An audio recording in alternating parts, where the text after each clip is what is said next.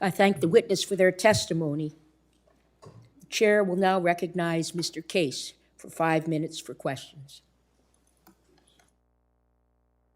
Thank you, Madam Chair. Mr. Ruggles, the bill reauthorizing the COFA called for the establishment of a unit on the FAS in the State Bureau of East Asian and Pacific Affairs. Has that been established at this point?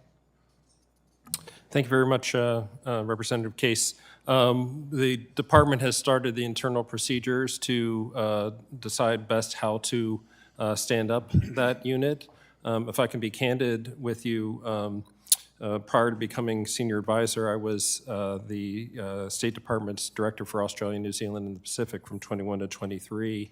And during that period, we started the process of setting up new embassies in Solomon Islands, Tonga, and just this year, Vanuatu, and staffed those embassies as well. And so the positions we've prioritized initially have been in the field, but I'm cognizant as well that we need a support structure in Washington to manage these relationships and provide support to our embassies. So we're very much focused on ensuring that we provide that support, including through the unit that Congress mandated.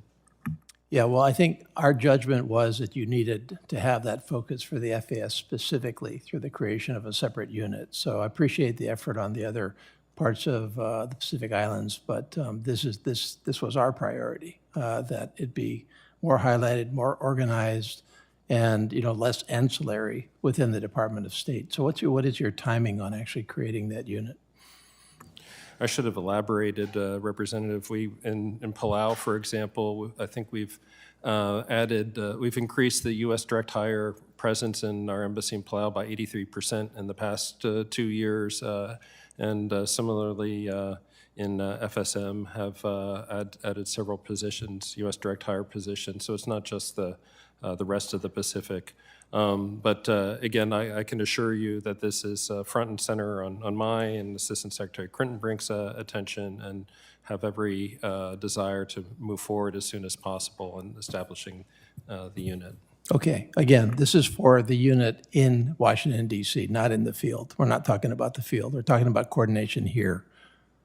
Correct? Yes, sir, you're right. I was just illustrating that in terms of personnel and full-time equivalent positions, there's a limit of positions available. And in the past 2 years, we've been very much focused on standing up our presence in the field, and that has meant that we've had to defer some growth in Washington. But I certainly accept and understand that we need to also look to Washington as well, which we will do. Okay, thank you. Mr. Lee, thanks for highlighting the Defense Department's partnerships. Are there plans to expand? And by the way, I do want to commend you on the Pacific Action Team in Palau, which has just been, really a good effort all around.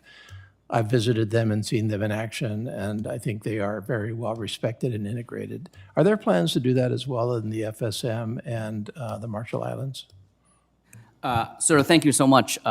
Anyway, for your thought leadership, also support the department's work over years, and really appreciate and grateful for that. You're absolutely right. The CAT teams are inspirational in many ways, the work that they do, building classrooms, building schools, facilitating people-to-people ties for 50 years. It's been not just an instrument of hard defense power, but soft power. We are certainly looking to consider what options there might be in the future to replicate this kind of work. And I know that I'll be working with my colleagues closely to consider options in the future. It is something that we would like to do and plan to do, and would look forward to working with you and coordinating with you to see what's possible, sir. Yeah, we'd love to work with you on that, because that's, cost benefit is about the best in the entire United States government, as far as I can see. Dr. Lapuz, I mean, you've heard the remarks in the opening statement, which expressed frustration with the pace of the extension of the COFA renewal benefits for our veterans. I've expressed this to you along with my colleagues in letters to the secretary, and the response back was, frankly, not inspiring in terms of pace of getting things done. So it's good that you've finally set up the coordinating committees. But do you have a sense of when you can actually complete the coordination, the negotiations, and the agreements, and have something ready for Congress if any congressional action is required to implement what we, now have in law.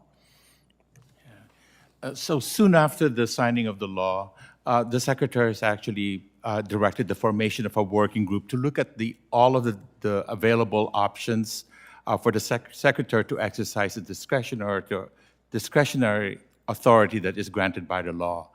And